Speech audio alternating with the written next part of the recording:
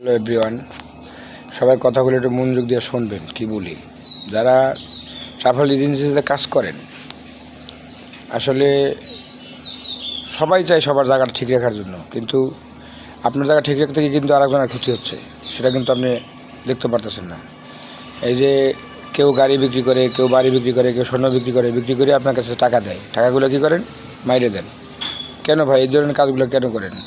আপনি RL number নাই, ঠিক আছে, আপনি আরএল নাম্বার নাই, কিন্তু একটা 500 টাকার একটা স্ট্যাম্প করে তো আপনি যারা প্রবাসে যায় তাদের তো ওই কাজটা আপনারা করে দিতে পারেন, কিন্তু আপনি কী করেন? সেটা করেন না।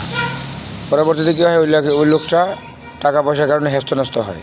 টাকা পয়সা দিয়ে টাকা পয়সা অনেকের কাছে হাতে থাকে না, ম্যানেজ করতে হলে অনেক ভোগান্তি ভোগাইতে হয়।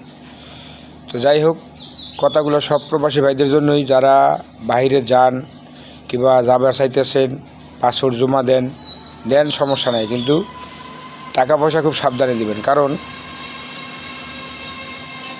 টাকা পয়সা কিন্তু অ্যারেঞ্জ করতে অনেক সময় প্রয়োজন এবং অনেক কষ্টের টাকা। এই টাকাগুলা এজেন্সিতে দেন, এজেন্সিতে কী করে? টাকাগুলো নিয়ে ঘুরায়, আজকে না কালকে, কালকে না পরশু, এই ধরনের কাজগুলো করে। আর হ্যাঁ, যারা টাকা পয়সা জমা দেবেন, অবশ্যই ওই যে এজেন্সিতে জমা দিবেন সেই এজেন্সিতে অবশ্যই জিজ্ঞেস করবেন যে ওদের আরএল নাম্বার আছে কি না। এই আরএল নাম্বারটা কিন্তু সবার থাকে না, কারণ এটা একটা সরকারি অনুমতিপ্রাপ্ত একটা লাইসেন্স নাম্বার থাকে। ওই নাম্বারের অনুযায়ী আপনি টাকাগুলো দিবেন, কারণ বিভিন্ন মানুষ এই প্রবাস নিয়ে অনেক মানুষ হেস্তন্যস্ত হয়। আর হেস্তন্যস্ত হলে কারো বাড়ি ঘরে বেচা লাগে, কারো টাকা বাড়ি সোজা কথা একবার নিঃস্ব হয়ে যায়, কিন্তু পরবর্তীতে কি উনি আর যাইতে পারে না বাইরে।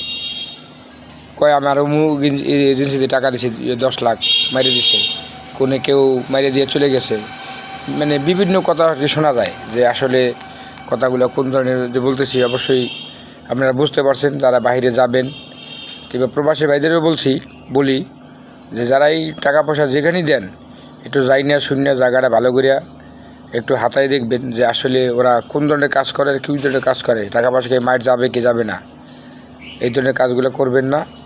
আর বিশেষ করে এজেন্সিগুলো বলছি যে আপনারা এভাবে গরিব মানুষদেরকে মারেন না, কারণ একটা গরিব মানুষ অনেক আশা নিয়ে কিন্তু আপনার কাছে যায়, টাকা পয়সা নিয়ে যাওয়ার পরে আপনারা কী করেন? টাকাগুলো মাইরে দেন। এটা ঠিক না ভাই, এই ধরনের কাজ করেন না। যদিও টাকা পয়সা নিয়েও থাকেন, তা ওনারা একটা আশ্বাস দিন, একটা করে দিন, একটা 300 টাকা দামের একটা স্ট্যাম্প লিখিত দিয়ে দিবেন, যাতে উনি একটা ভরসা পায় যে না, পরবর্তীতে এই স্ট্যাম্পটা দিয়ে একটা কাজ শেষ করতে পারবো। তো আশা করি সবাই কথাগুলো বুঝতে পারছেন। যদি কথাগুলো কারো ভালো লাগে, অবশ্যই ভিডিওটা শেয়ার করে দিবেন। আর সবাই